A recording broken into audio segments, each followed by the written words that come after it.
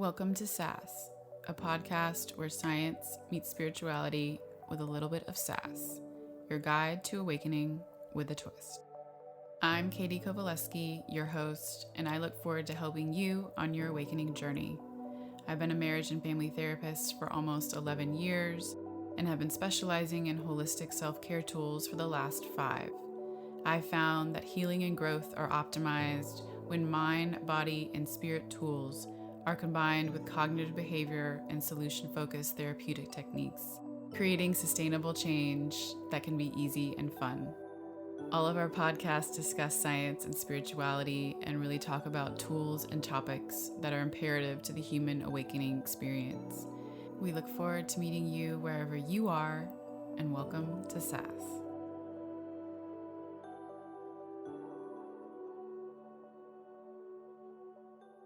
My name is Adam Benzie.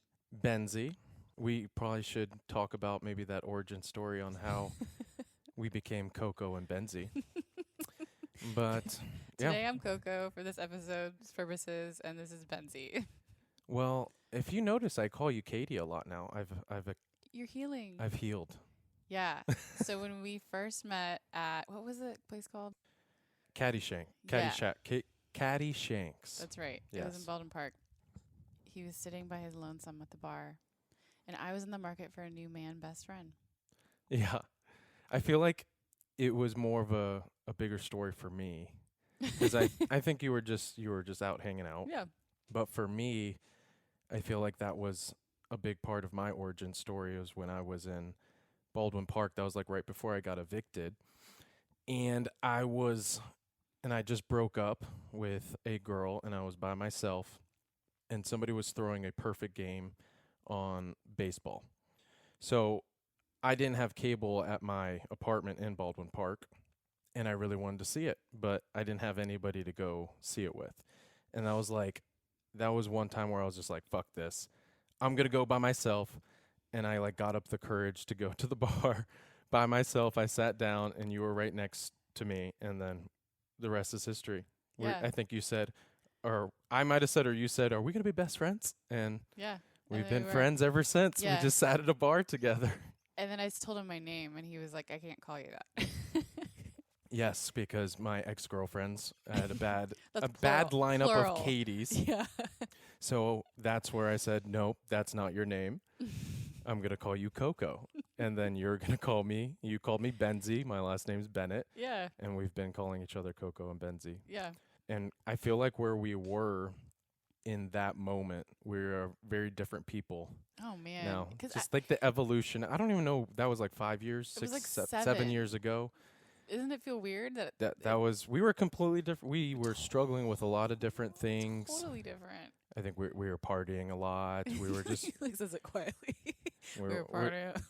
we had some fun times. Like it was We both kind of knew a lot of what, highs and lows. yeah. I think we both at that time knew what kind of where our passions like were, but we were not in a place to implement them or really have it. We're struggling in that way. Yeah. Knowing where we wanted to be and like kind of what we wanted to do, but like not being able to make it happen in those moments and just sort of supporting each other through that. And yeah. I mean, I would even argue for myself that because I've been listening to your podcast a lot, I would say during that time, I was not telling myself the truth and I was not awake to anything. You know, I was probably telling myself a lot of lies. Yeah, let's talk about that. So that's one of Oh, the yeah. questions I ask everybody. And you could do this in past tense or present. Because once we become aware that we're lying, it doesn't mean that we necessarily stop. Like sometimes I still like use some of my favorite lies, you know? Yeah. Well, I mean, Um, it continues to, I feel like it continues to come. Right. Still today. So what was your favorite lie back then, and what is your favorite lie to tell yourself now? I feel like what I've probably had to go through on nonstop for me from my past is, you know, I feel like I had a pretty normal childhood. I think that it's the way that I was raised in some cases that I wish my parents did differently for me was they got me out of a lot of situations. Like they made it comfortable. Hmm. So just to not to backtrack a little, like a good example would be when I was 18, so not too far from this, and I got my first apartment. I didn't know, but my dad was giving me credit through like a gas card or through a side card, and then he never instilled in me like the knowledge of credit cards or that was happening or what to do with it. So I walked in one day. So I just signed a lease with one of my best friends, and we didn't have a lot of money. I worked at a car wash, and I walked into a Bank of America, which was my bank, to deposit my car wash check, which is like $100. And the teller was like, "Do you want a credit card?" And I was just like, kind of, what? I was like, I don't know why. Do I need I don't one? even honestly, I didn't even know how that worked. Yeah. And she's like, "Yeah, you can get approved right now today." I was like, "Okay." Like literally, I just saying, "Okay." And she said, and I was like, "How much?" And she said, $5,000. You're like, free money. I was like, "Okay." And literally that week, I maxed it out on a 52-inch flat screen TV, like a sectional couch, this giant bean bag. Like I had the nicest apartment Nicest in 18-year-old. college, Yeah. and I didn't even go to college. I just was in the apartment and partied with everybody, and I had the nicest apartment. And then from there, it didn't stop. So I went from that 5,000 credit card. I would go to a Macy's, and I got approved for a credit card. I had a Best Buy credit card. I had a Sports Authority credit card. I had like 9 credit cards. Holy shit. And I honestly didn't even know that my dad was doing that. To like, my credit was good because of him. I think I ended up in like $9,000 to $10,000 of debt. Yeah. And then there was this point that, I was stressed. I couldn't pay all the minimums. I didn't know what to do. And I went to my dad. He paid it off completely. So he made it really easy for me. And then You did it again. I did it again. No, and then that might have been one of the examples that that was the moment he didn't help me after that. And I've actually still lived with that debt, and it's affected me, and it taught me that lesson. But I would say that lesson was way more beneficial than getting helped out and making things comfortable. So that lie, to kind of go back to it, is like I've constantly had to tell myself, I think, throughout, that I wasn't telling my truth, that I wasn't taking the hard route, and I was always going towards the easy things. And I would almost tell myself a bunch of lies. Another great example would be, so when I was, right before I met you, I quit my job and I started a, quote, personal training business, or that was my first attempt.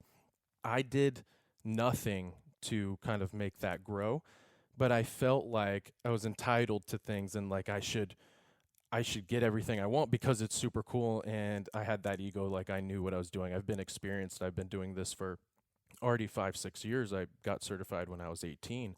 And I think I was like 22, 23 at the moment. And the only action I took, so I had no job, was I did a First Friday I remember that on Baldwin Park. Baldwin Park. I did one table, and then I got like 15 leads for that, but then I never followed up with them. Oh no. And then, but I spent so much money. Like I spent $1,000 You had all on business cards. You had, and then you had like table cover, like you had the Oh, signage yeah. and like. And actually, that's funny. That table cover, I borrowed money from my friend Andrew, and it took me, like, I didn't actually pay him back till I was older and not an idiot. But I just made so many of those decisions where I would have a really bad, poor relationship with finances, and I wasn't being honest with myself, and I kept lying to myself like I was doing what I should be doing to be successful, and then it wasn't happening for me, so I made that excuse. But actually, in reality, I just wasn't taking the right actions to get to where I needed to go. But even so, that was the only I actually kept that $1,000. I actually didn't give away one business card. They're like these nice, like, clear plastic Oh man. business cards. I kept them, and I kept the box, and I keep them in my office to remind me you. not to be stupid. Yeah. Like, so they're very humbling. When I look, I'm like, wow, that's when I made really, really shitty decisions. Yeah. Damn. And it's always, so when you would find yourself in these situations, like spending this money or the credit card debts racking up and like couldn't pay the minimum, in those moments when you realized you couldn't pay it, would you just tell yourself like, oh, it's going to be fine? Or like what would you say to yourself in that moment? I mean, I think at that time, it probably was blaming something that wasn't myself, not taking Okay. personal responsibility, pushing it off. And I definitely have that tendency to have habits of where you just, I don't, not denial, would it be neglect where you're just, I'm not even looking at it. Yeah, like head in the sand. I'm gonna Yeah. ostrich this. And then you just like 6 months later, when it comes back to surface, you just wouldn't pay attention to it. Yeah. And that's how a lot of years were. I think there was a lot of years of me just telling myself a different story. And it's kind of funny because the person I am today and who Michelle, who my wife is, and my employee Mello, like when we have these conversations, they think of me as a very self-aware person and taking personal responsibility on everything. But it's just because I've had so much experience doing the wrong things. Yeah. And they're always like, how are you like this? Like, how do you have so much transparency with these things and are so self-aware? It's because I was such a shithead Right. for 10 years and made mistakes over mistakes when it comes to relationships, business, and just life choices. Like, I've made all the wrong ones. Yeah. And you learn a lot of lessons, and I appreciate them.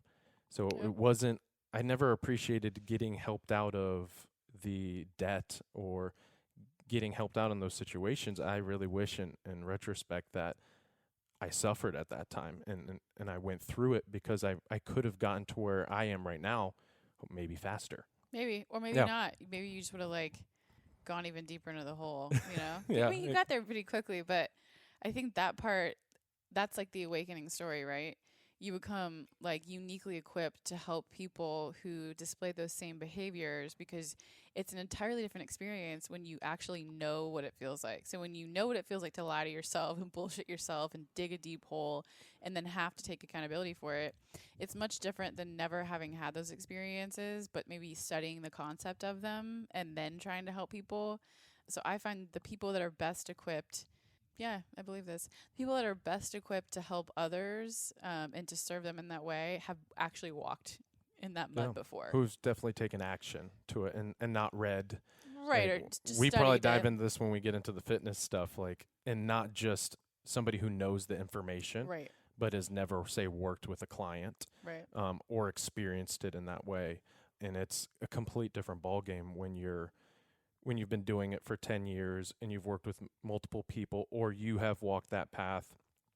That's actually been, this is actually current, that it's actually helped me so much help people lose fat and fat loss. But for 10 years, I actually never went through having to lose fat.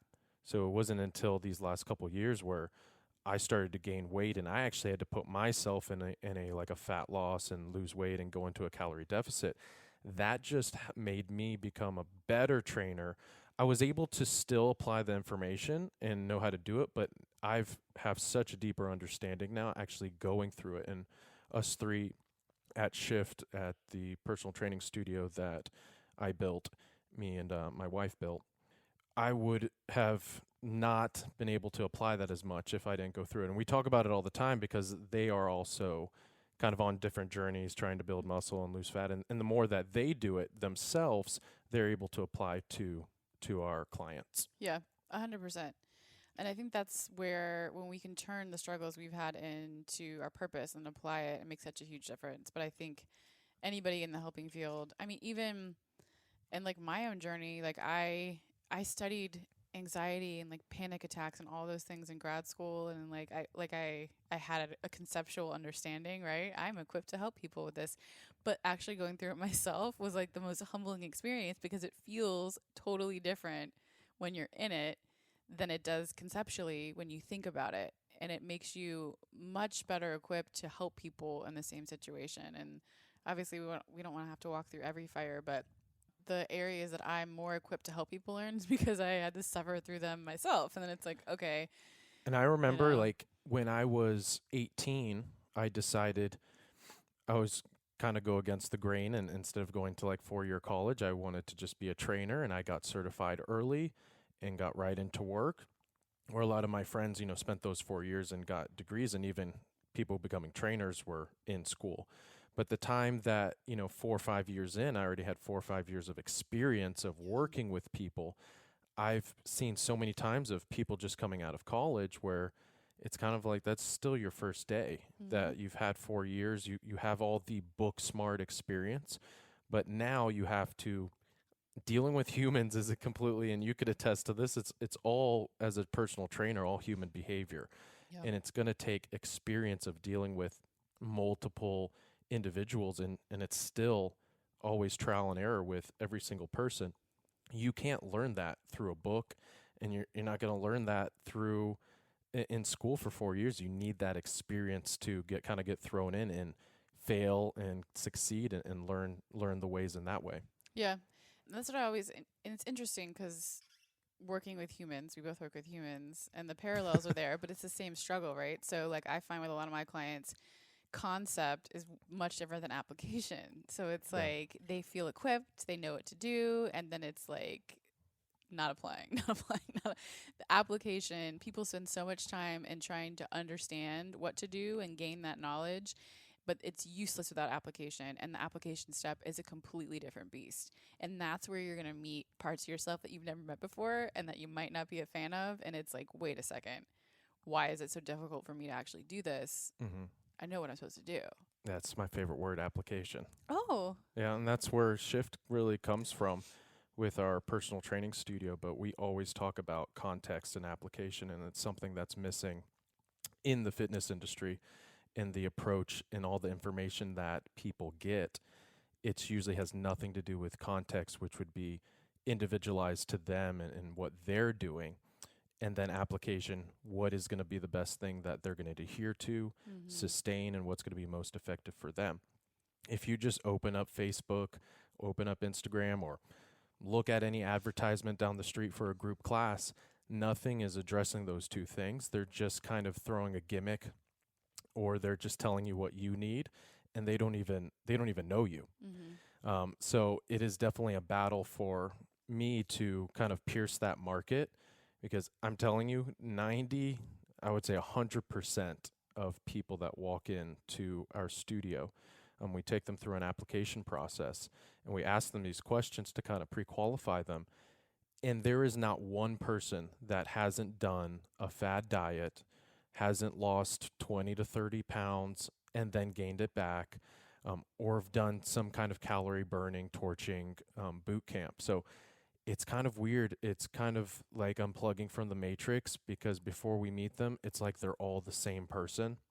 And it's so common. So we know exactly what market we have to pierce through, because they're all being sold the same thing. These, I was going to say burn boot camp, but Beachbody boot camp workouts, or group classes, or detox teas. Like, it just, the list continues about everything that they're promising you, but then it's not addressing application on would this work for you, or where are you at right now, so we can kind of come up with what's the first step on how to get started.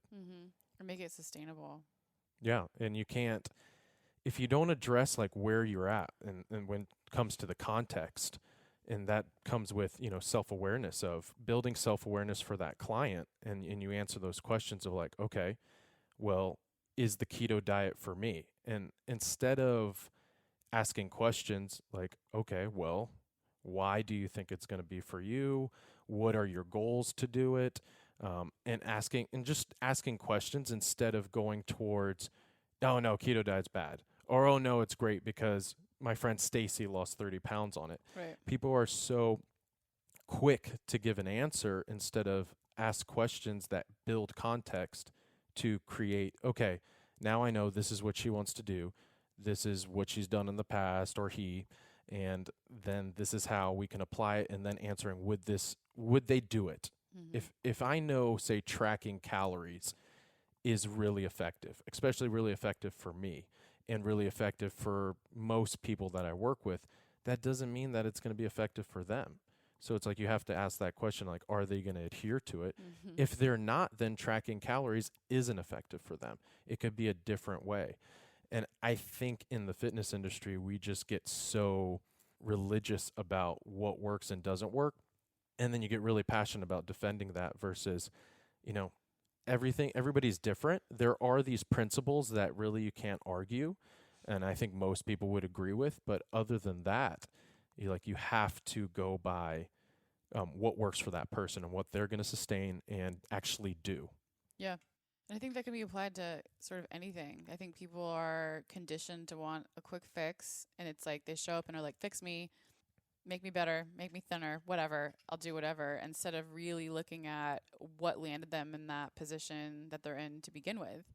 And not only that, but how their choices in the past have made them feel about who they are and how they appear and all of those things. And so I think that the model you guys have will help people and does help people have to face that part of themselves. The Why uncomfortable. right, sitting with discomfort. And so if they can find a way to get comfortable being uncomfortable and actually look at how they got to where they are and what those catalysts were, then they can probably have a better chance at sustaining. But I imagine when they come in and you see the answers to those questions, it's like, oh man, we got to decondition. Like, as opposed to just conditioning their bodies, now you got to decondition their mind to get them to a place where they're going to be able to be open to adhering to this, because they're being bombarded with like the detox teas and the quick fixes and this worked, and instead of really looking at like, how did I get here? How do I feel about myself? And like, what am I ready, willing, and able to do? Yeah. And it never stops either, because even when the process of deconditioning them, it could be 3 months later and then an ad gets thrown into their face, and now they're asking, hopefully we've built that trust, so they come to us and we're like, hey, what do you think about this? But I think that deconditioning part, the biggest thing is slowing people down. Like, it is right. it's the biggest my thing. Job too. Yeah, it's making like people more slow patient down, and their expectations to what results should look like, right? of sustainable results, because and it's weird how they connect what usually they've already lost weight in the past and maybe gained it back, and that's how they connect of what they want again. And they don't have that self-awareness of like, well, how did that work last time? Like, you easily lost it, but then can't you see you didn't sustain it? Right. And you gained 30 pounds right back, or 20 pounds, whatever it is. So it's really having them become more self-aware and then learning the right habits and behaviors that they're going to sustain it, and it's slowing them down, having the right metrics of what does progress really look like, because they are so conditioned about like quick results, like you said, the quick fix, and all these promises that you see through all this information that they're going through. Like, you can't go through a grocery store without seeing magazines in the aisle, from infomercials to your feed on social media. Like, it's all promising the opposite. There's nobody that is selling these ads that it's like, slow it down, your results should be in 3 to 6 months, not 30 days. Yeah. Like, that's just not going to happen. That's not what sells. So, sex sells, and getting results fast sells. And that's the hard truth. Yeah. So, in building Shift, let's talk about that. Your journey into building the business that you have, and how you kind of met yourself and grew into who you are now through that process. Through me, or so you want me to explain how kind of the company became about? I want to, yes, and in doing that, how you grew into be the adult Benzie. The adult how Benzie. you transformed as a person within the process of building. Yeah, so I feel like what we were already premising from the past, that kind of started the process. I think just it was a lot of failures where I had to realize, like, it's me that needs to get myself out of it. And I think I was comfortable, and I think a lot of people helped me throughout the way. So that was the best thing for me, to realize, you're in debt, and now if you don't do anything about it, nothing is going to fix that. Same thing of, in that past time, I wasn't getting a job, and I was trying to be that personal trainer, and I only worked at one table, and everything else was not real. So I got evicted from Baldwin Park, and I had to move in with my brother. And there was a time where I was just depressed and just laying on the couch, wasn't doing anything, just living with my brother. And I don't know what would happen, but I had one of my best friends come over and like get my butt up. And he was very like black and white person. He was just like, circle in the newspaper, 3 mile radius, you're going to apply to all these places. And it was like places like Walmart, car wash, all those kind of things. And that's where I told you that's where my first job was a car Right. wash. I ended up back at the car wash. So it went from I was going to have this big business, I was an entrepreneur, and then I ended up back at a car wash that I originally started when I was 15 years old. And I was just sitting there, and I probably had a moment where I was like, what is happening? I need to do something. And from that day, I walked over across the street to a plaza to an Orange Theory Fitness, and I walked right in, and they were taking applications. I applied, and I was so like, something just clicked. I was like, I gotta do something and change something, and that was a company that had interested me at the time, and it took 3 months of me just emailing back and forth, emailing to get an opportunity to interview with them. So I started like as a orientation. There was like 15 prospective people that wanted. At the end of the 3 months, they kept having these like little meetups. It was just me and another person. So it was like 13 other people, just it wasn't interested to them. Yeah. And I just didn't care. Like I was like, I was hungry. yeah, I was desperate, just like I would take anything. Yeah. So ended up working at Orange Theory. I started with like 3 classes, and then I also was at like 3 different gyms because I was just I was listening to my friend, and he was keeping me accountable. Every week he was calling me and texting me, what are you doing? Did you get a job? So it was literally that accountability and that follow-up that got me off my butt and taking those actions. Yeah. And probably before I did that, there was probably a month that went by where every week he would call me and I hadn't done anything. And he would get really mad at me. So it came a point where I didn't want to upset him. But going forward, so now I was at Orange Theory. I was there for like 3 to 5 years. At one point, I had the most classes taught in Central Florida. And that's where I met my wife, or Michelle. And at that point, I think my dream was dead. Like so I had this Kinetic Fitness 110. That was my personal training studio. And since I was 18, that was my dream. I wanted to have my own personal training facility, and that's what I wanted to do. There's been many like ups and downs, and definitely at that time, like I was really happy with the company.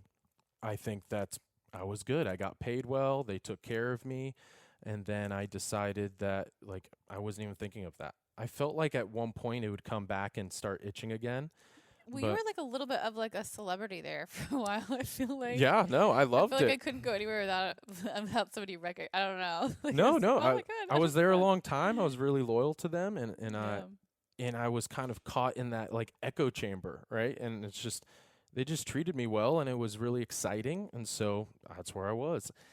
And there was the time that I met M that and things started to happen with the company where I wasn't as happy anymore, where M really gave me the courage and belief that I could build something else, because with just me, I just felt like it was just one person. If I just go open up a facility, it's just me, it's just a mom and pops kind of place. And me, I have high standards and I'm very creative, and I wanted this bigger thing for myself. And when M came into my life, that really kind of jump started. I was like, man, I could really do this because now I have her and we're partners and we can do this. So we ended up taking that jump, and we got a 1,600 square foot studio, and we were 6 months in, and 6 months in, I got served. So I went through a really bad lawsuit with Orange Theory for a non-compete. And that whole year was, again, it's just went right back to we don't ever stop kind of telling ourselves lies and telling ourselves stories. Like maybe those first couple months, like I was the victim. Yeah. It was all their fault, and it was, nothing that I did that was wrong. And it took that whole process where, through that legal action, we lost a car. That became their fault. Everything was that victim story. So you went back to that old behavior of So it always comes back to that surface. And I think at that very moment, at some time, that there was another like survival instinct. And I just realized that, it's not their fault. When I lost my car, that was my fault because I'm handling my finances wrong. When I get sued, that was because I broke a non-compete disclosure, you know? Yeah. So I started just shifting to everything I just took personal responsibility for. And then that's when we got through that after a year and now everything's good. We settled and then kind of launched through that process. That first year, we were just like a hole in the wall. It was just like any group class. We were just a gym floor with a couple pieces of equipment. And Michelle started to make food for our food company. And even in that time, everything was our food was plant-based. And the reason for that was we were still in that mindset, like we were just following what was popular, and veganism was popular. And also, I don't think Michelle was confident yet to prepare meat. So it was an easy way out. I was like, all right, we'll just make everything plant-based. And all of his stuff was great. But it was weird because what we were producing wasn't what we lived. Right. So we were selling vegan meals, but then I go home and I ate animal protein and I did everything differently. And the same thing went with our classes. So that year one, it's like we're doing circuits, we're doing HIIT, we're like anything that you would see around everywhere. And I would go home and I would lift weights. I would do barbell work. I would lift heavy. So it just didn't You line weren't up. I living didn't the work work. out it was Kinetic Fitness at that time. And I was like, wow, this is strange. I don't even want to be here working out. I want to be able to like love my brand and believe in it. I didn't believe in it. It was just me trying to figure out what we should do. After that, that really started to get my gears turning of like, what should we do? Like that makes this place different and stop trying to copy what everybody else is doing. And that really took me back to my personal training route. And I was like, okay, well, like that's when I was helping people the most. How can I make this the most of a personal training experience? So year two was really stumbling around that, but we still didn't get everything right. So it's like year two, we started to see people transform and we helped people lose 20 to 30, 40, 50 pounds. But then we realized that 6 months would go by and we forgot about it and then they would gain it back. And it again felt no different than a group class or how everybody else is doing it. So it took like 2 years, and we're in year 3 right now, to really hone in on our system and kind of become what Shift is now today. And now we're a lot different. Like we treat everything like a personal training studio. We're called a one-on-one personal training experience. And the only reason we call it an experience is because when we're training you, it's 5 to 10 clients at a time. But everything the one-on-one trainer would do, we do that, and we believe we do that and more because we have a lot more experience than probably somebody coming out of college and being fresh to training. And everything is followed up with. Like we give weekly accountability. We're always talking. We want every client in our studio to feel like they're having a one-on-one experience. And we kind of built a system in the back end to make them feel like that, to always make them feel like we're 3 people, but we're able to make over hundreds of people feel like they're being touched like every week or every couple days. And it's been a lot different. It's been crazy to see, like we can really see that we are different than any other thing around us. But now we kind of go back to when everybody comes to us and where they've been. Now the whole point in these next couple of years is like piercing that market to show, because if outside looking in, I'm sure you would think we're like any other group concept because that's what every other place is. Every place kind of is the same. They throw in a verb in front of calories, like they torch calories, ignite calories, and they promise 1,000 calorie burn. Yeah. And they throw in some type of gimmick, some type of science-backed gimmick that they'll throw in there, and everybody kind of looks the same. It's me and Mello did this one day. We looked up every website, and they all use like the same keywords. Like what I just said, it's like calories, verb in front of the calories, personalized experience. Like it's kind of verbatim of every place is kind of the same, and they just have one little gimmick. Yeah. So how do you continue to grow and set yourselves apart in the community? I think the biggest thing is if what we're doing with our clients is kind of what we do also with ourselves. I think it's when you come down to it, what we always say is like when you strip everything away, you're only left with exactly where you are now and the shift that you can make, the action that you can take. Yeah. And we hold ourselves accountable to that, all three of us, and we also hold our clients to that. So it's all about accountability and follow up. So you have to figure out kind of where your origin is, where you are right now. So that could be with a company or with a client. And then what is that shift that you can make that's going to cause, the most effective change? And that could be, you always have to address, like, are you actually going to do it? Mm-hmm. Are you going to sustain that long term? Is this going to be a behavior that is going to be for a whole year? So when I come up with something crazy that is unsustainable in business, like, why do that instead of come up with something basic that's small that we can do every day? And we've really worked on that this year of like taking these big things and micronizing it into these small daily habits Mm-hmm. that we do every single day. Amen. Amen. I love that. So to let people know exactly what that looks like, describe what it would be like when you have a client first walk through the door and then say they spend, what does a 3-month outlook look like? So they walk in, walk through the process of what that looks like, because I think, like you said, like the built-in system of accountability is amazing, but I really want people to hear what that means and how it's different from popping into like an Orange Theory type workout or just like a regular gym.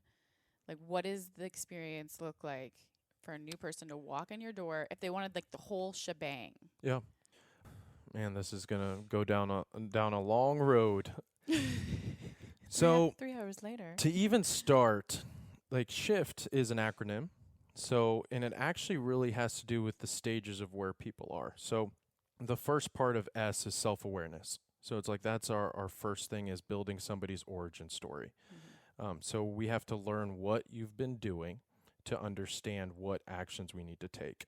H is habits. So kind of taking somebody through unconscious self to a more conscious self of actually taking action, and then us being able to measure that along with them to see if it's effective.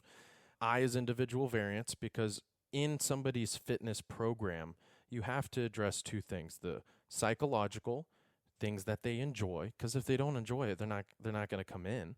And then also physiological. Obviously, it has to work for them. If somebody has has a really bad knee injury, physiologically, possibly starting them on a squat might not be the best thing for them. And then F is flexibility. So how to build momentum for somebody that we can start to create flexibility, because without flexibility in any of this, you're not going to sustain it. Yeah. And the last one is the most effective, which basically it's based on your goals. What is the most effective stimulus that we can do that's going to create the most change? So we always follow that process, and that's basically spells SHIFT, but to really take you in on like a day one. So the first thing, nobody knows this. This is like secrets. You heard it here first. Trade secrets. So the first thing people do is an application process. We take them through an application. It has a lot of questions, and it's a lot of psychological things that we like to play on, because if usually somebody wants to train or join a gym, their first thing is almost like, where am I trying to go with this? Think of this like, I really consider like fitness to be the Netflix of fitness. People want variety. It's what you want. You want to be able to go into a place, have all the times you want all the classes you want to pick. Like, that's what people are selling right now. You want to be able to have a class pass and go to Pilates, then go to Access yoga. to whatever you might Yeah, and you want to, if you want to come on this day, you want to come, and your life is busy, you want to come on that. We're literally the opposite. We weed people out in our pre-qualification process of people who are very serious and who will fit with us, that are ready to train. So we make people go through an application process, and it's a lot of questions, and people sometimes don't want to do that, because they want you to work for them. to bend to whatever. And so it needs to go both ways. It's a relationship. Like, you need to be a right fit for us, and we need to be a right fit for you, because we could only help so many. Mutual qualification. Absolutely. Yeah. So we take them through that pre-qual, and during that application process, there's a lot of little questions in there that we put in there purposely, that when we see them answer it the wrong way, they're big red flags. And if we see those red flags, we won't let them in the studio yet. We'll have to have a phone conversation. and we're very clear on what we are and what we're not, because we don't want to waste their time and we don't want them to waste our time. It's mutual success too, right? If Yeah. you know that you're not the right fit for them, even if they want you to be, it's like there's no point in us doing this because your success is their success and vice versa. Yeah, so it's not not- anything mean. It's I don't. not for everyone. It's just it's not for everyone. Absolutely. We're really trying to weed out the people who are ready to shift and also who will accept coaching. Right. Because we've had people that we've accidentally let in and we made that mistake and they've answered those questions wrong, and they'll come in and they don't want our help. And it's like, why are you here?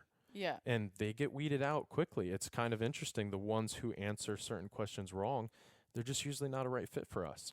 And that's okay.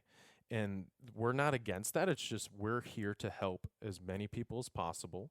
But those who are willing and wanting our coaching, obviously, that's what you're paying for, is Right. our help. So it's the coaching and accountability that I think sets it apart. And that's what you're Yeah. kind of pre-qualifying for. That's like, are you going to be open to doing this? Because we're not just a come in and, Netflix, whatever workout you want and leave and just feel good about having checked that off your box for the day. Yeah. It's like, are you serious about actually wanting to move Yes, absolutely. towards your goals? Yep.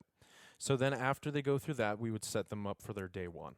So then they come in for their first day, and it would just be an interview process with myself or Mello or Michelle. And from there, we go through a certain set of questions that we take them through to, again, we're continuing to kind of pre-qualify them. And then from there, we're trying to learn we're trying to build context. Mm-hmm. So we're learning how we can best help them. And then that's when we kind of give the whole idea of, hey, this is what you want. This is, I think, what you need to be doing. And then this is where you start. And the first thing, we don't really, we kind of keep our cards, we don't play them all yet because, we don't know them just yet. Their first thing is they have to prove to be consistent. Watch them set a baseline. Yeah, we used to do that in the past where we would just give all the information and then we realized, man, they should probably come in for 3 weeks consistently first. So that's usually the first stage, is when you're in here, we want you to get consistent. Usually in the first month, it's just really building self-awareness, possibly progressing to kind of starting to build data from them when it comes to different metrics like taking progress photos, inches, or having them weigh themselves every day, like just different things. But we don't even touch that until, hey, show up for 2-3 weeks to be consistent first, and then we'll take the next step. In that process, in that one-on-one too, we take them into the Blue Room or our studio, and we go through a movement assessment.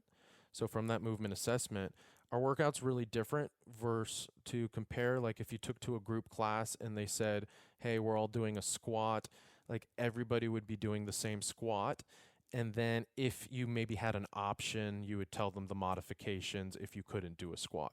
For us, we go through, we have like 5 big lifts, so different movement patterns that are very common, like a hip hinge, picking something up off the floor, a squat, pushing like an overhead press, a chest press, a row.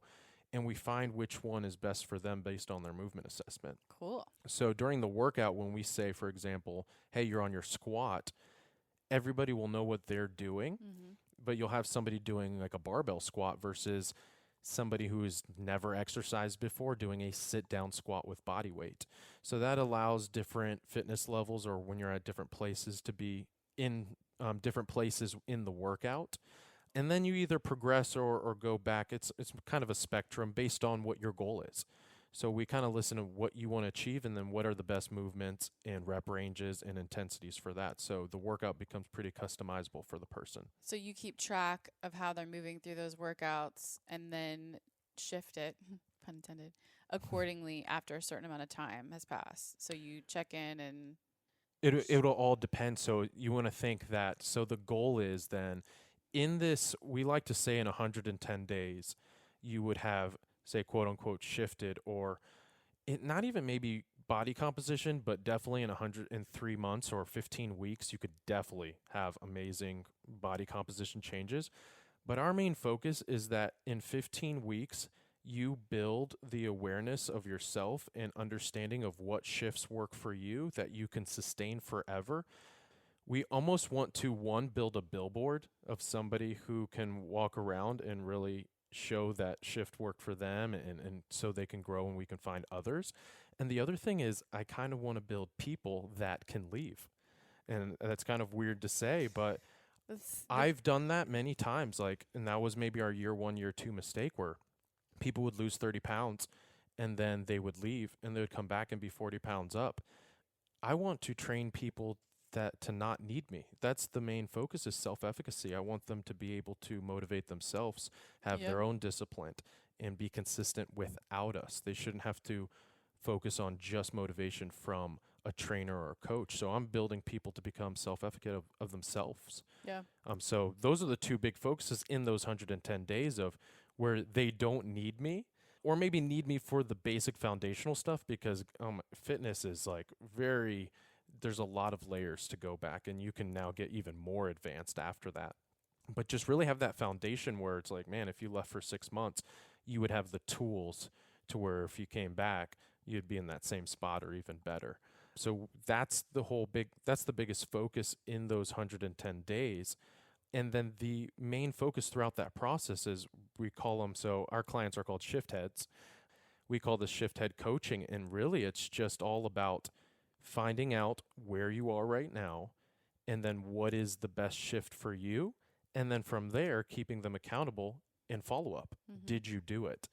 And that sounds so simple, but I don't know many fitness places that have the capacity to do that at scale with people, where if I told you, Katie, to, go on a 3-mile walk or go on a 30-minute walk 3 times a week, and that weekly would be able to follow up with you of, did you go on that nobody else does that 3-day a week walk?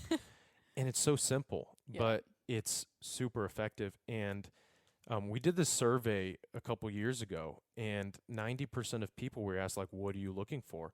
And everybody answers accountability. And if you notice, you'll now start realizing, if you're ever talking about somebody with fitness, you could be like, oh, what are you looking for? They will say that word at some point, like, oh, I just need somebody to keep me accountable. And none of those places are keeping people accountable, because you think their first thing is wow me in the first day, so I sign up, and then you kind of get lost in the group. Yeah. And then maybe you get contacted if you're not coming in, but you're really just motivated to be there because of the happy environment, or you're motivated to show up because they want you to come as many times as possible. So that's pretty much what we do on every single day. We're always following up with our clients, making sure it's like, all right, where's this person? This is the shift we gave them. Is it working based on the data that we're using to make sure if it's effective or not? And then always continuing to follow up. Because if in a week I told you to walk 3 times or for 30 minutes 3 times a week, and then next week you did 0, that doesn't mean that I get rid of it. We might be still try to do it again. But after 4 weeks and you've never walked once, that doesn't mean that, which the usual answer would be like, oh, you're not motivated. Right. You're a failure. Like, it could be, hey, let's go to 5 minutes and do once a week. Yeah. And then you realize, oh, now Katie has started to walk 5 minutes once a week. Now we're building momentum, and now we can add on to it. Then next thing you know it, you're walking 5 days a week, 30 minutes, and everything is history from your 5-minute walk. Yeah. So it's constantly following up with each other, keeping accountable, and keeping that relationship. Yeah. And I like the point you hit on about, because we always say this about coaches or therapists in general, the mark of a good coach or therapist is someone who works themselves out of clients. So like our job is to help somebody and teach them to become self-aware enough so that they don't need us anymore. Absolutely. That's if you're a therapist or a coach and your clients like feel like they absolutely need you all the time, and this goes on for years and years, then you're not doing your job right. Yeah. No, you become like a slave to that method. It's just another external codependent relationship. Like, you don't feel stable without this thing. And it's like, then we're not teaching you what you need. Yeah. You know? It's true. It's true. Okay. So also, I would like you to highlight the food aspect. So tell people about the food company. So this is because walking in, to shift, you can have like the total experience where it's not, in addition to all the accountability and all the steps and extra care that you give your clients, you can also get food there. Yeah. which is really cool. I think that also at the time when we like first started, that was something that we saw was missing, was there was a huge disconnect in personal training, and then nutrition wasn't being addressed. So we decided to be in our kitchen, and we just started making up some meals. A lot different now today, but Chef M, or my wife Michelle, she still makes all the meals, and we have a fridge in our studio, and we also deliver. And we just knew that it was an easy connect of something that no fitness concept is doing, or they're piggybacking maybe off of another company. And we just wanted to provide what we saw as like the healthiest version of food that was high in protein, that we had 100% grass-fed and pasture-raised meat, and had a good amount of fiber and good amount of vegetables. Yeah, and the food's delicious. Yeah, it's very delicious. I have it every single day. I'm maybe codependent on That's okay. Food Shift. It's okay. You live with ours. That's fine. No, but it's funny that I just said that, because also we call it like Eat Shift coaching, when we're talking about like nutrition coaching, our goal is to, sometimes when we start somebody, they're like 100% on Food Shift, but our goal is to wean them off of it, and for them to become, again, have self-efficacy and be able to, and then at the end of it, involve it however they want. So it almost turns into a grocery store. Yeah. Or if it's somebody that really enjoys it, but then we want to know that they have the tools. Like, you don't have it for a week, or you go out of town for a week, you know what to do. Can feed yourself. So it's always going to that coaching, what you just said, being a good coach is kind of letting that person take those first steps and then walk on their own. Yeah. Don't be a helicopter coach. Yeah, I love that. So the food part is great too, because you can have a total experience there and grab a meal when you're done. And that's probably one of the biggest things in fitness right now, is like just misconceptions with nutrition. I was just about Like, to ask it's you huge. your top 3 gripes or misconceptions about the health and fitness industry. So food would tie into that. So top 3 things that you're just like, top 3 misconceptions. All right, top 3. Well, I know one that comes to my head, I would say demonizing carbohydrates. I think that's probably the most common right now. And actually, so I have more options, we'll say carbs and sugar, because it's kind of connected. So, and that can kind of go down to demonizing a macronutrient or just one symptom. I think that people are, maybe you can explain this more, of just like, people have this need of finding like I call them symptoms, where they're looking for just one little thing that's the reason. You know, it's like, if it's carbohydrates, if it's gluten, if it's, your headaches, you take an Advil, it's like we're always just kind of I think it's trial like and the error. control and blame, Like I Okay. think our instinct is to want to, and you touched on this about going into debt or the lawsuit and stuff. Our first reaction is to like point the finger outward.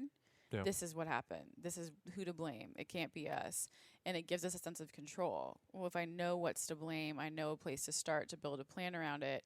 But instead of building it from a place of self-awareness, it becomes about control, blame, and fear. And then it's like something always has to be demonized, but what if it didn't? Yeah. What if nothing's wrong? And what's big with that one, of like, when somebody decides I'm going to cut carbs, or I'm literally going to go from being an omnivore to being a vegan, and that choice only be from, I'm trying to be healthier, and it's not for humane reasons, it's just that's what the healthy thing to do is what I see. It's usually like they haven't done the work, and you have no self-awareness of what you're currently doing. And that's usually the answer, is like, you want to find out everything that you're doing and then make small changes to figure out what it possibly isn't and what it possibly is.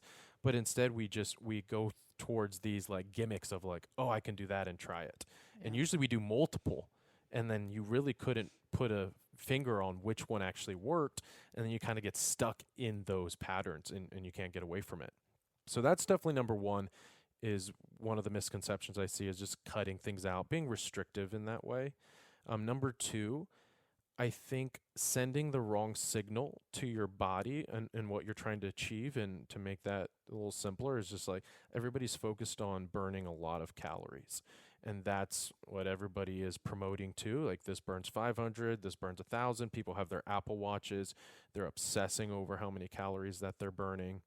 And that's, again, not the right pattern you should be following. You really want to, like, it's more effective to do what I was just talking with you, Katie, is like, if you went from I don't do anything to walking 5 minutes on a Monday, that's going to actually probably give you better results and make it way more sustainable than going from 0 to going to a boot camp and destroying your body with burpees and all kinds of things. And it's not even just that you won't lose weight, but it's kind of also it's random. So Yeah. it's not ineffective in that way of like, yeah, you'll lose weight, but is it effective because it's not sustainable? It's not sending the right signal long term, because you're probably not building the right amount of muscle to sustain. You're not doing things to make your body do what you want it to do later. I see a lot of times that people get into this crash dieting and boot camps that their bodies are worse off after they're happy for a short amount of time until it kind of backlashes on them. Those are probably two of my biggest misconceptions. And number three, I think we're currently very passionate about. And I think it's the regulation of the fitness industry. It's really it's getting on my nerves. Just how, like, fitness is just not regulated. And I think this has become very apparent with social media being Like born. the Instagram coaches. Absolutely. Yeah. So when it comes to influencers and who can give information, there's just zero regulation. You could be a mom and lose 20 pounds and then start promoting your $6 shake or your $30 ebook. And we see just everywhere just really shitty programming and people trusting information off of a news feed. And these people have never worked with a client. So really understanding where you're getting your information. That would be so obnoxious to see, because there's so much of that. Oh, yeah. I talk about it all the time. And it's like, imagine, I have a friend that's a lawyer. I was like, imagine you're a lawyer and I've gone through a lawsuit. So I'm a lawyer now. how about I just do a $99 ebook on Yeah. how to get through lawsuits Yeah. and just start giving legal advice? There's zero regulation. You could literally you, Katie, right now, tomorrow, can start a fitness program Yeah. and start posting workouts on your Instagram. And so really my personal trainer certification doesn't mean anything anymore Yeah. with there being zero regulation and having that freedom. And then people always hit me with, oh, we're just trying to, make a living. But there's something that's integrity, right? I'm actually completely okay if somebody wanted to be an influencer and came in and said, I've had no experience. I've worked with no one. I've worked with I myself. really want to be in this, and I will train people for free right now. I just want to learn experience. I'm like, I have no problem with that. It's just the gimmicks that are shown on the surface, like a Beachbody. You join Beachbody, and then you just start selling programs. You've never worked with the client, and it really makes the noise fill in the fitness industry. And I think it confuses a lot of the general population on what to believe. You just see all these things, and some people are really good at it on social media. So in a way it's hard to get through that, but that's all we have to do is just pierce through that market. But we're populated by all these people that they're not even certified trainers. They've never worked with a client, but then they're selling you an ebook. Yeah. And that's can be a really dangerous thing. Even in general, coaching and stuff like that, I'm totally supportive of people who've gone through certifications and they're like passionate about it. And it's like, but again, get the experience, but also know your limits, like know what's outside your scope and be really clear about that. Because somebody who's walking around with like a minute skill set, calling themselves whatever, can be really dangerous to the clients they're working with, like unwittingly. Yeah. But it's like, you're not qualified to do this. You don't have any experience doing this. You put yourself through a program. You like the way you look, and you honestly think that'll work for everybody. Yeah. And you could cause a lot of harm to people. And we did a podcast on this, and I feel like the biggest message for people listening is like, it's okay to ask questions to qualify people. Yeah, to qualify people. If you see something on a news feed, just don't go and buy it. Like, look into it and ask them questions. And honestly, if you're somebody that is on Instagram and you message and they're just so big and they're not going to get back to you, It's probably not somebody you want to work with. And also, like, ask them what number two is like, ask them what their experience are. Have they worked with clients? Do they have testimonials? And I think number three is like, ask them what the best thing for you is going to be. And if their answer is a cookie cut program that didn't individualize or ask you questions, then I would run the other way. Like, you really have to, if they're asking you questions like, oh, it depends. Oh, we need to see what you're doing. That might be somebody that's a good trainer, because there's good ones out there, but it's really hard to find them through the noise. Right. Because then it becomes super gimmicky when it's like, no, my program, my blueprint program, it's great for you. I feel like It's if you ask those questions, I feel like they are completely exposing. Yeah. Because I even think when you ask that third question of like, how can you help me? The people without experience, all they have is, well, if you just do this program. And if you Right. kind of push them further, they're not going to have an answer beyond that, because There isn't one they for don't them. know. They don't Right. have experience. And that's a lesson that they need to learn. And hopefully, like, Shift can be one of the leaders with the many that are pushing people to have more integrity and just be transparent about where their experience is, and they can fit in this world. It's just be transparent and say, Yeah. hey, I'm training people. It's okay to train people for free, build the experience, and then earn that to charge people. Yeah. I like it. I always tell people to like beware of the shiny things and of wanting something so badly that you don't pause and ask the questions. For it to be sustainable and real, ask the questions. It's all about the shiny things. Oh, right. It's like, there, shiny there. Yeah, it really is. Because you don't want people to have to learn in too hard of a way, but we all get what we need. So ask the questions to cut down the learning curve of falling on your face. I mean, yeah, it's okay to ask questions. It's okay to disagree or question somebody. It's okay to try to disprove yourself. Like, Yeah. you should constantly be doing that, or you're going to end up in your confirmation bias or in a big echo chamber, and you're never going to grow No. when you're always being in comfort. You're never Right. always going to be the same. Yep. The old conditioning. I like it.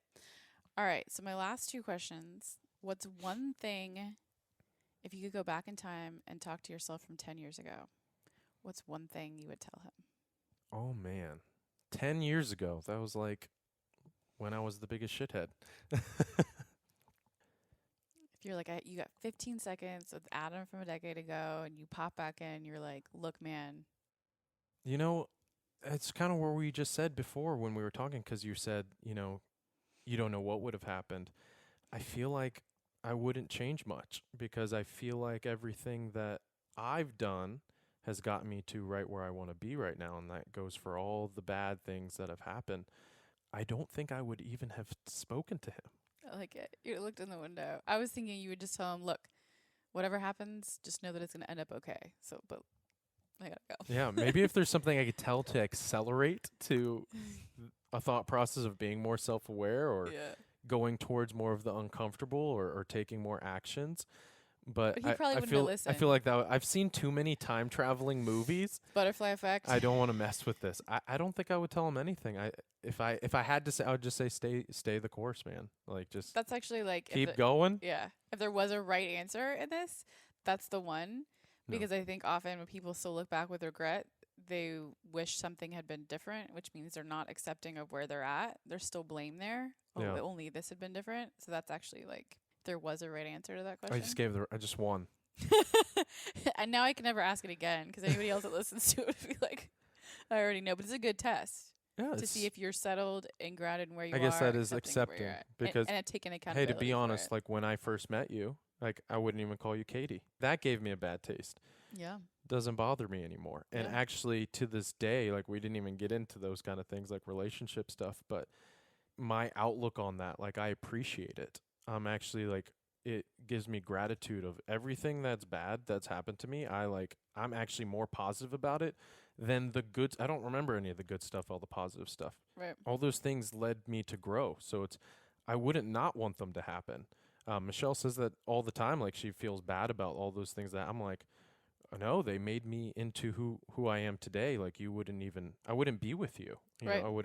I probably wouldn't even have found you. I wouldn't have been ready to be with you. I'm like, if I saw them again when I passed by, I would thank them. and I Right. I have no bitterness or Yeah. it's all forgiveness, and it's all good. It's all gravy. Yeah. And I think that goes into when you do feel that way and you're at that place, you understand that there's no point of power in victim mode. And if you're still blaming something or you still are like, oh, I'm so bummed that that happened to me, then you're a victim. And if you make yourself a victim, you have no point of power.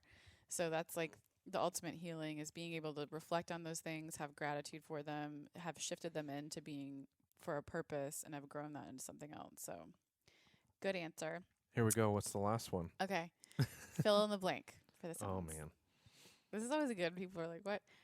A wise man once said, Man, a wise man once said. I mean, I guess I'll just go by the first thing that comes to my mind is my dad always says, you can always ask.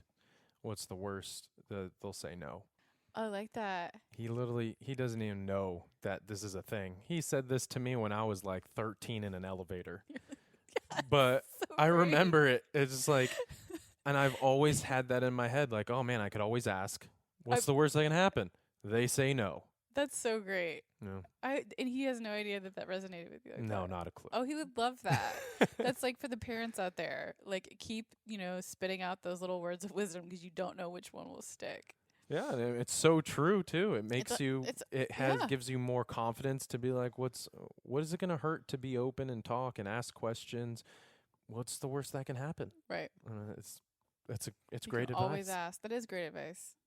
That might have been the best answer to that fill in the blank that I've gotten so far. Yeah, I'm 2 for 2. You got more questions for me? Whoosh, whoosh. Next time I will. Do like a fire round. Right?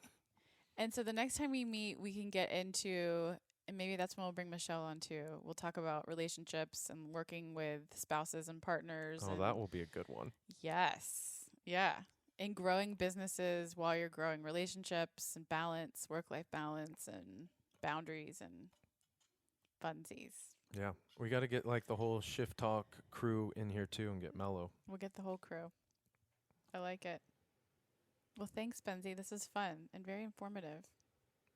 And if anybody wants to meet Adam and meet his crew and experience Shift, you can check out the links below to contact them and get your 110 days started. Yeah. Yeah. Yeah. Awesome. Do you have like a way you like to sign off? No. we're pretty chill. So no, just listen to everything I think we said. I think there's a lot of good nuggets in there. Yeah. And just know you're your own person. Kind of build self-awareness to yourself and figure out what your best shift is to make and kind of take control over that and don't get fed information and build that personal responsibility in yourself. Yeah. Slow is steady, steady is fast. Onward. All right. Bye, guys. Later.